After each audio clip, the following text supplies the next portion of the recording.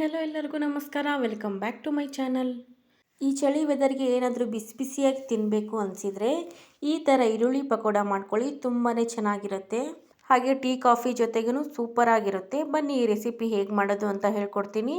ಹಾಗೆ ನನ್ನ ಚಾನಲ್ಗೆ ಯಾರು ಸಬ್ಸ್ಕ್ರೈಬ್ ಮಾಡ್ಕೊಂಡಿಲ್ವೋ ಬೇಗ ಸಬ್ಸ್ಕ್ರೈಬ್ ಮಾಡ್ಕೊಳ್ಳಿ, ಪಕ್ಕದಲ್ಲಿರೋ ಬೆಲ್ ಐಕನ್ನ ಕ್ಲಿಕ್ ಮಾಡಿ. ಮೊದಲಿಗೆ ನಾನಿಲ್ಲಿ ಒಂದು 4 ಈರುಳ್ಳಿನ ಉದ್ದುದ್ದ ಕಟ್ ಮಾಡಿ ನೀರಲ್ಲಿ ವಾಶ್ ಮಾಡಿಬಿಟ್ಟು ಇಟ್ಕೊಂಡಿದ್ದೀನಿ.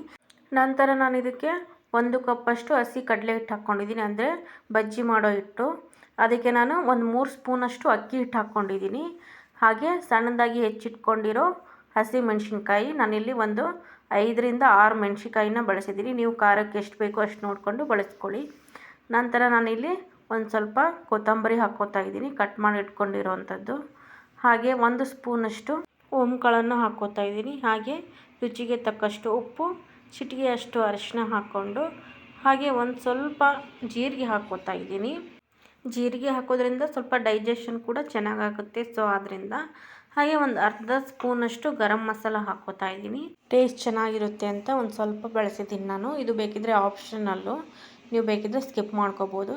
ಇದನ್ನು ನಾನು ಹಾಗೆ ಡ್ರೈ ಮಿಕ್ಸ್ ಮಾಡ್ತಾ ಇದ್ದೀನಿ. ನಾನು ನೀರನ್ನು ಬಳಸಿಲ್ಲ, ಈರುಳ್ಳಿಲಿರೋ ನೀರೇ ಬಿಟ್ಕೊಂಡು ಚೆನ್ನಾಗಿದು ಮಿಕ್ಸ್ ಆಗಿದೆ. ನಿಮಗೆ ನೀರಿನ ಅವಶ್ಯಕತೆ ಬಿದ್ದರೆ ನೀವು ಒಂದು ಸ್ವಲ್ಪ ನೀರು ಬಳಸ್ಕೋಬೋದು. ಹಿಟ್ಟು ಜಾಸ್ತಿ ನೀರಾಗಬಾರ್ದು, ಬಜ್ಜಿ ಚೆನ್ನಾಗಿ ಬರಲ್ಲ. ಈ ಥರ ಗಟ್ಟಿಯಾಗಿದ್ರೇ ಚೆನ್ನಾಗಿ ಬರುತ್ತೆ. ನೋಡಿ, ಈ ಹದಕ್ಕಿರಬೇಕು. ಇದಕ್ಕೆ ನಾನಿವಾಗ ಚಿಟಿಕೆಯಷ್ಟು ಅಡುಗೆ ಸೋಡಾ ಹಾಕ್ಕೋತಾ ಇದ್ದೀನಿ. ನಾನಿಲ್ಲಿ ಒಂದು ಚಿಟಿಕೆಯಷ್ಟು ಮಾತ್ರ ಅಡುಗೆ ಸೋಡಾ ಬಳಸಿದ್ದೀನಿ, ಜಾಸ್ತಿ ಹಾಕಿದರೆ ಎಣ್ಣೆ ಜಾಸ್ತಿ ಕುಡಿಯುತ್ತೆ ಆದ್ದರಿಂದ.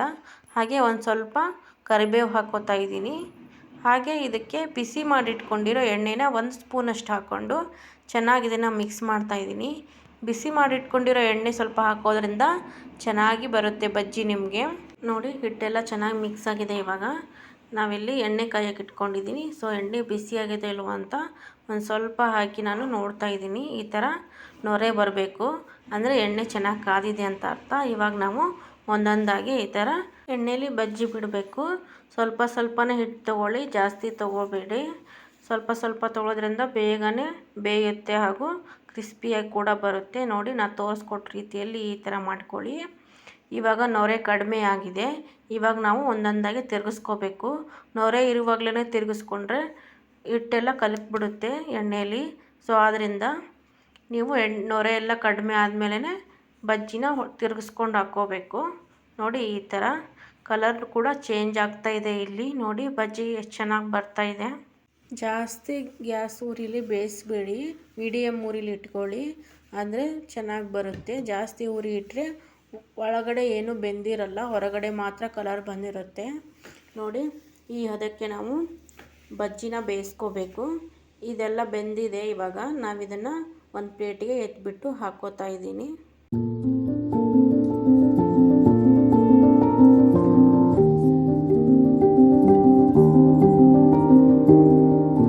ನೋಡಿ, ಇಲ್ಲಿ ಬಿಸಿ ಬಿಸಿಯಾಗಿರೋ ಹಾಗೂ ಕ್ರಿಸ್ಪಿಯಾಗಿರೋ ಈರುಳ್ಳಿ ಪಕೋಡ ರೆಡಿಯಾಗಿದೆ. ತುಂಬಾ ಟೇಸ್ಟಿಯಾಗಿರುತ್ತೆ. ನೋಡಿ, ಒಳಗಡೆ ಎಲ್ಲ ಚೆನ್ನಾಗಿ ಬೆಂದಿದೆ. ಇಲ್ಲಿ ಜಾಸ್ತಿ ಈರುಳ್ಳಿ ಹಾಕಿರೋದ್ರಿಂದ ತುಂಬ ಕ್ರಿಸ್ಪಿಯಾಗಿ ಬಂದಿರುತ್ತೆ. ಮನೇಲಿ ಫ್ರೆಶ್ ಆಯಿಲಲ್ಲಿ ಮಾಡೋದ್ರಿಂದ ಮಕ್ಕಳಿಗೂ ಕೂಡ ಕೊಡ್ಬೋದು, ಇಷ್ಟಪಟ್ಟು ತಿಂತಾರೆ. ನೀವು ಈ ರೆಸಿಪಿ ಟ್ರೈ ಮಾಡಿ ಹೇಗಾಗಿದೆ ಅಂತ ಕಮೆಂಟ್ ಸೆಕ್ಷನಲ್ಲಿ ತಿಳಿಸಿ. ಹಾಗೆ ಯಾರೆಲ್ಲ ನನ್ನ ವಿಡಿಯೋ ನೋಡ್ತಿದ್ದೀರೋ ವಿಡಿಯೋಗೊಂದು ಲೈಕ್ ಮಾಡಿ, ಶೇರ್ ಮಾಡಿ, ಕಮೆಂಟ್ ಮಾಡಿ ಹಾಗೂ ಸಬ್ಸ್ಕ್ರೈಬ್ ಮಾಡಿ. Thank you for watching.